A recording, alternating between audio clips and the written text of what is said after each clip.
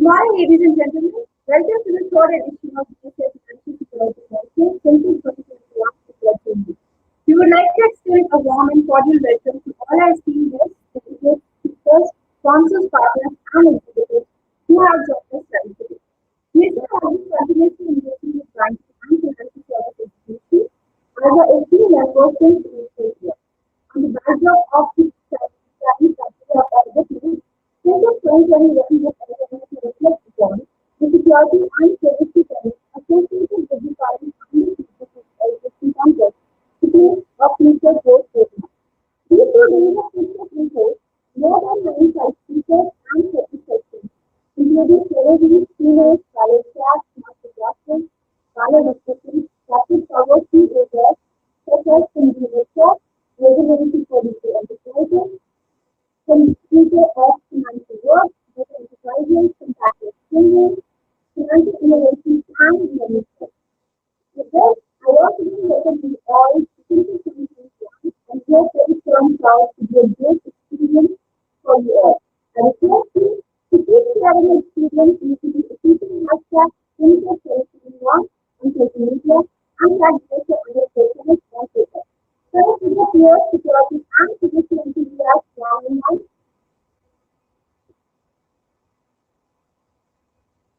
one-on-one in the networking guide. Visit the digital to know latest technologies, service offerings, and innovative solutions by exhibitors. You also watch the conference live on our DSCI YouTube channel, but the platform provides a host of other options. Therefore, I request your peers to register on the go and attend sessions throughout the 2 days. We would also like to sincerely thank all our sponsors, partners, and exhibitors for their continued support. Tenable, SentinelOne, Kaspersky as platinum sponsors, Microsoft as a gold sponsor, Tripwire as a silver sponsor, Thales as a silver partner, associate partners are Swift and Gurukul, ISC Square as skills partner, exhibitor is CISA Information Security, and our masterclass partners CyberArk, Amazon Web Services, Tenable, and Microsoft. We hope you enjoyed and found the masterclass sessions useful and informative conducted by CyberArk and Tenable in the morning. So without further ado, let us begin the proceedings of the day. Kindly note all participants except for the speakers and panelists will be in listen-only mode. Please use the questions feature on the right-hand side of your window to ask questions throughout the sessions. Now I would like to invite Ms. Rama Vedashri, CEO of DSCI, to welcome the audience and to kindly set the tone for the inaugural of the third edition of FinSec. Over to you, Rama. A very good morning to all of you. Thank you, Sunita, and thank you for the Zodal team for the partnership in taking FinSec virtual. This is the third edition of the DSCI Financial Security Conclave. Last year, around the same time as the country woke up to the COVID outbreak and its ramifications over cities, over families, and over businesses, we had to cancel FinSec. Given the situation in January, February, we were beginning to get optimistic about again hosting FinSec in Mumbai. But unfortunately, we had to again, the situation warranted that we again remain virtual this year. And first of all, at the outset, I wish to wish all of you all and your families and your teams lots of good health and also staying safe. In the last 12 months, across the world and particularly in India, I personally think, and we at DSCI think, if there was one user enterprise industry vertical which really demonstrated its leadership in adopting digital and stepping up its preparedness, both in security and data protection and privacy, I think despite really mounting challenges and threats, it really the BFSI industry, particularly the banking and the digital payments industry, really stands out, and the entire ecosystem of BFSI, of course. In addition to that, the entire provider ecosystem, whether it is services, product companies, young innovative startups who partner with the BFSI industry, I think they really stepped up their offerings and their capability to service customers. So I would like to really compliment the security leadership and their teams, men and women in their teams and organizations in BFSI sector, and of course the provider industry which scaled up to this challenge in the last 12 to 13 months time frame. This year's FinSec, after a year's gap that we are hosting here, we have various sessions and themes, but primarily pivoting around two facets. The two facets are we are trying to do in all our sessions a comprehensive mapping of the ever expanding digitization that is happening, and to be able to offer seamless financial services and financial inclusion goals that the country is chasing for its billion plus Indians. And also, we are looking at a whole lot of new financial and payment services, a whole variety and plethora of instruments that are getting adopted at a very fast clip. And on the other facet, core to any conference and the webinar that DSCI hosts, we are attempting to do a deep dive on the cybersecurity and data protection threat landscape and the ever-evolving risks and frauds, particularly that we are seeing, and also looking at how is the security industry and BFSI enterprises can partner better, collaborate better to mitigate this risk. And that's the only objective that we have in these 2 days. Pre and post COVID, if you look at the technology adoptions, whether it is the wallets, the contactless payments, and UPI stack, the way they've driven the operational excellence and enhanced, 24 by 7 user experiences. I think, particularly more than demonetization, the post-COVID situation and scenario really has helped the country march towards whatever is the goal that we have set for ourselves towards a less cash economy. The digital payments industry, particularly, while I think over the last 3-4 years we have seen so much of innovation and new payment instruments getting accelerated, I think post COVID we have seen emergence of many non-conventional players, whether it is the social media platforms, the global internet tech companies, several new league of devices that were participating in digital payment transactions. And the ecosystem players, whether it is young fintech startups to large global tech companies, several of the large financial services and telecom institutions coming and participating in this digital momentum, digital payments momentum. What we have seen in India is that, particularly with the UPI stack and the architecture led platform story that we have built on top of UPI, thanks to all the efforts of NPCI and all their ecosystem partners which ride on UPI.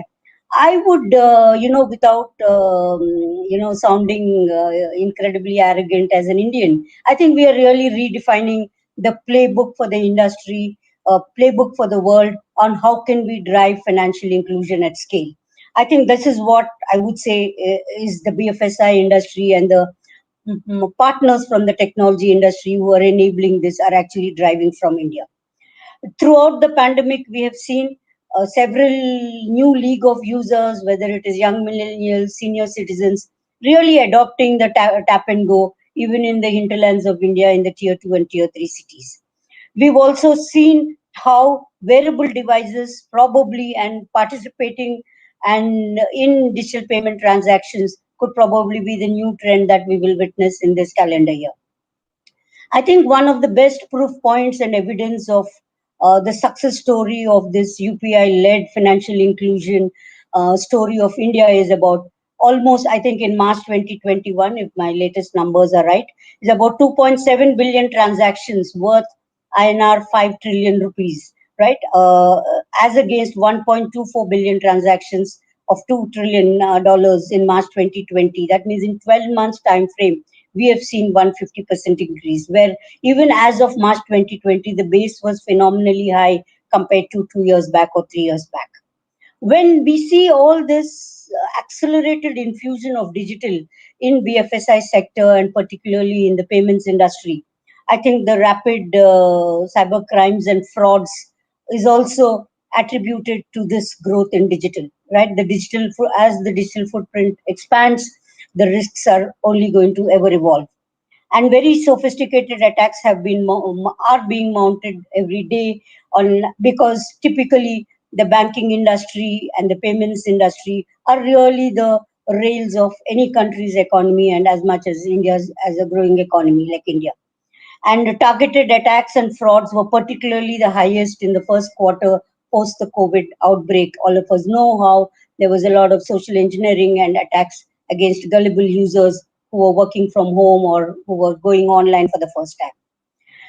One point to note, which is I think a great satisfaction as at a country level and an industry level, is the COVID-19 forcing banks and all other financial institutions, fintech players, insurance companies to actually come together to rethink and redefine several age-old enterprise practices, disciplines in whether it's in BCP, whether it's in how do you plan your business resilience, how do you plan your backup strategy.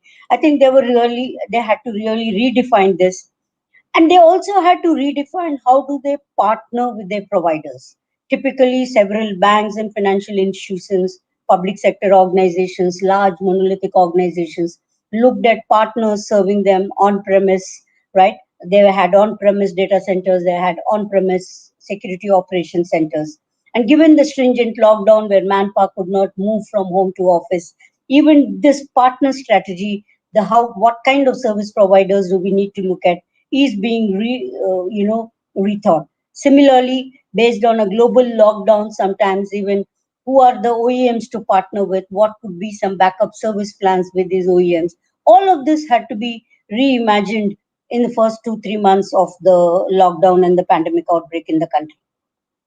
So CISOs, whether it is from the banking, insurance, and financial institutions, I think have managed the enterprise risk and the cybersecurity privacy risks so well. Of course, there are challenges, there are gaps to be filled in such a way that particularly banking transactions with pretty much most of the branch infrastructure being under lockdown in the first few months, I think the seamless services being offering online services, payment transactions on the go 24 by 7 happened thanks to the technology and the services leadership of our BFSI industry. And many of them are beginning to look at how do they look at mobile first or on a hybrid cloud strategy for the way they deploy their stack, whether it is the technology and digital or the security stack. And post COVID, we have seen the kind of malicious cyber attacks. The age old attacks were always there, whether it was phishing, malware, bots, and they became really day to day problems for the CISO and their teams. We've also seen a very rapid rise in online payment frauds. This was something that was bothering the industry, bothering government, and of course, end users like all of us. And unfortunately, the COVID-19 scenario was actually used to target some malware campaigns and also, social engineering attacks and phishing attacks, whether it's on SMS or on mail. Another problem that the industry woke up to, and it's not just BFSI, but broadly overall critical information infrastructure sectors, including the BFSI, is the supply chain attacks and how even a service providers could be targeted so that the end destination could be a large user enterprise from a BFSI sector or an oil and gas sector. So we were looking at supply chain attacks and waking up to some new possibilities of where the attacks could be launched from. And we've also looked at very targeted phishing campaigns, which I think was a problem for either national institutions like CERT or cybercrime cells of various state governments, and of course the industry players. So some of the imperatives as we move forward is, I think the security strategy and policy of the BFSI sector or any large enterprise for that matter, we need to take into account two near-term trends. That is probably remote operations and work from home, or reduced on-prem operations, whether it is on your critical enterprise infrastructure or even on the security technology stack and the security services provisioning that you do with your partners, is likely to remain reasonably high in terms of remote and online and work from home, and going virtual is another one.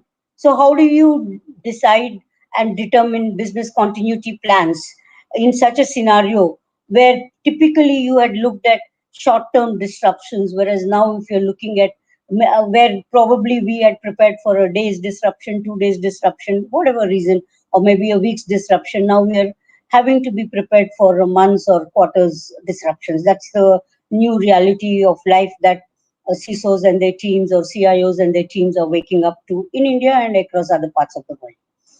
We are also looking at probably many financial institutions across the world in Asia and in India beginning to seriously evaluate public cloud and hybrid cloud, not only for their core enterprise infrastructure platforms and solutions, but also for security services and for security products.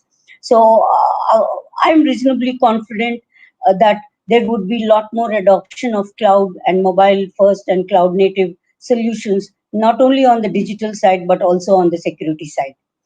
We also feel, and I think CERT and National Cybersecurity Strategy Office will also put a lot more focus on very advanced cybersecurity strategy simulation exercises. And we in the industry, DSCI, many of our industry providers have been looking at these simulation exercises, whether it's the entire training that is happening in cyber ranges. I'm sure this will get stepped up so that there can be more advanced mock drills on the BFSI institutions. And I'm sure Dr. Sanjay Bell and his team, or NCI, PC, and of course the National Security Council Secretariat led by Dr. Pant, have a lot of attention on this going forward. We are also looking at, I think, how can we step up the CISO leadership to really be the enterprise business strategy, provider, where you're looking at if there is an enterprise which is going digital, right, which is going online in a big way, and if that is their future business strategy, how can the CISO team and his team or her team step up to actually provide the business leadership to back the digital transformation journey of that enterprise. I think this is a very key priority. Many of you all are familiar. We launched this cybersecurity strategy training program last year. Many of our CISOs and CIOs from BFSI attended that. We do hope to step up that cybersecurity strategy training in this year, and you'll hear more on that from me, Vinayak, and our membership team. Similarly, when we look at the innovation that has happened in fintech, which has been, pretty much the mainstay of the vibrant startup ecosystem on the technology side, but even on the cybersecurity side, we're beginning to see a lot of next generation security products and services to be able to deal with the enterprise security risks, both on the privacy side and also on the overall security side. And many security innovations, both on the services and the products and our emerging startups, we see BFSI industry being some of the earliest adopters. They've been strong pillars of the journey of the startups and products growth in India. And this particular vertical, we believe, has a big attention from the entire global and the Indian security services industry. And I really would like to thank the CISOs and leaderships of BFSI team to be open to adopt emerging technologies, whether in the area of privacy protection or in the area of security. I would also like to, on behalf of the DSI team, compliment the services and the startup and the product ecosystem, because it was just like it was difficult for a bank or an insurance company to transition to the new normal, as they say, post-COVID. It was equally challenging for the provider ecosystem to be able to service their customers. I would like to believe that they put in their best efforts, and they supported their customers. And while I would like to thank the CISOs, I would also, for their support to the industry in the services, products, and particularly startups, I would also like to compliment the technical teams and the support teams who deliver on, being able to keep our BFSI industry up and running with minimum risks. One of the points I wanted to spend some time in the next 5 minutes is how is the startup and the product ecosystem on which DSCI is pretty much focused through our industry development efforts and startup programs, and also through our two COEs, the National COE established in Noida in partnership with MEITI, and a state COE in Telangana, in Hyderabad, established in partnership with the state government, where we are looking at how can the emerging startups uh, work on use cases, not only for overall critical information infrastructure, but particularly for the banking sector. Several CISOs and teams from BFSIs have supported us and collaborated with us when we were discovering use cases, either for the Grand Challenge initiative of METI or for the use case clearinghouse, which both our COEs and our teams, technical teams, take up. And several, based on the several emerging technologies, what could be some new gaps, white spaces for which use cases can be discovered, application challenges can be thrown, so that we can continuously nurture new entrepreneurs coming up into the security domain. I think BFSI security leadership really supported on all of this.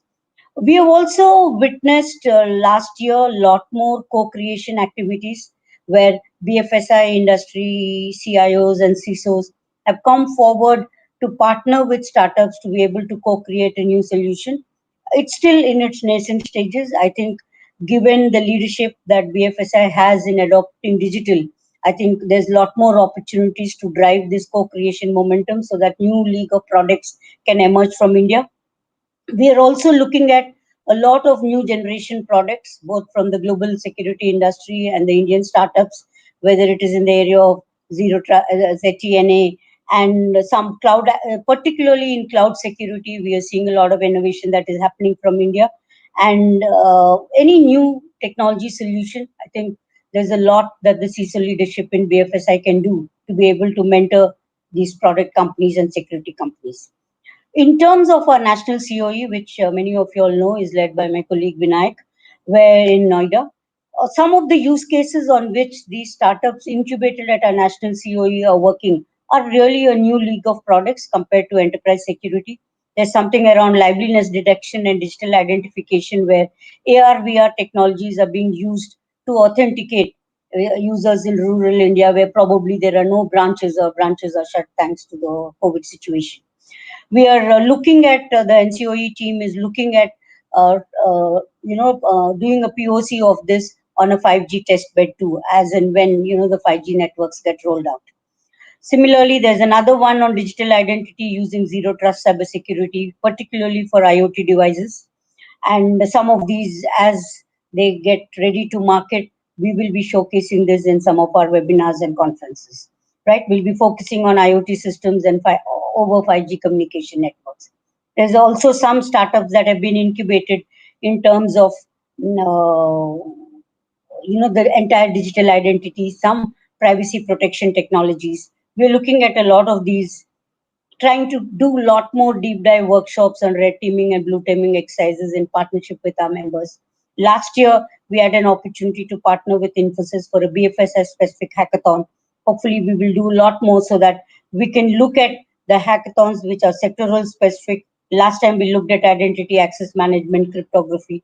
Some of the new emerging startups, again, incubated in our national COE, is focusing around quantum crypto, where banking transaction security can leverage quantum encryption, and particularly as most banking platforms or BFSI technology stack is integrating with APIs. We are also looking at something around anonymization. And in all of this, we will look at how can we bring this new innovation and we can bring global technology providers to be able to service the BFSI industry. I think over the last 1 year, our team has collaborated very well with the BFSI industry on their readiness to be able to, be prepared for the upcoming personal data protection bill. There were a lot of briefing sessions, a lot of workshops. I think we will continue to invest our time and efforts to be able to build the preparedness of the industry for the privacy regime in the country. But most importantly, I would like to share that our team, most of you all are familiar with the DSCI privacy framework. We have now undertaking sectoral frameworks. There's a framework for healthcare, which is almost ready for launch.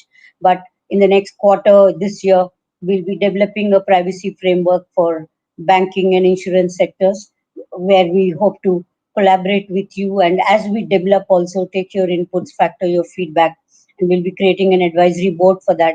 And I do hope some of you all will be able to invest your time to guide the DSCI team as we develop these frameworks. We will also continue to focus on research reports and the user awareness campaigns on lines of the way we did Digital Payments Abhiyan, where 18 or more industry members partnered with us, and platforms like MyGov of METI and the recent Internet Safety Campaign will continue to do that. On the other hand, I think as we protect and we defend, we also need to be prepared for investigating cybercrimes as and when they occur. And our team in Bangalore, the CCR team, will continue to step up its cybercrime investigation, forensics capability building, particularly training law enforcement officers, prosecution, and judiciary, so that the country can ramp up their cybercrime investigation and forensics capabilities. That's another thing that we will do. And we believe that investing in the threat intel advisories is something that we have stepped up quite a bit last year. But I'm sure there's a lot more to be done in partnership with all our security industry members. We do hope that we will make the threat intel platform and the advisories that we publish on a monthly, quarterly basis a lot more richer and useful. This is where, again, I would request CISOs and teams to be able to contribute, because threat intel is not a competitive advantage. I think it's an area where we need to collaborate as an ecosystem. So this is one area that I would like the teams to support DSCI and our industry members, so that we can roll out more richer, timely advisories on any new attack or case studies of attacks that have happened somewhere else in some other parts of the world. And we will continue to engage a lot more with CERT and the National Security Coordinator's Office and regulators of BFSI and institutions like REBIT and IDRBT to be able to engage with the sector. So thank you for joining us, and please pick the sessions of your interest in the next 2 days. Please ask some hard questions of all the speakers, and I do hope you can contribute to the discussions and you will find the session enriching. And I wish all of you all a lot of good health and staying safe, both from COVID and all the cyber risks. Thank you. Thank you, Rama, for the warm inaugural address. And now we'll start with the plenary session. I request all our plenary speakers to kindly join us backstage, and we'll get started shortly.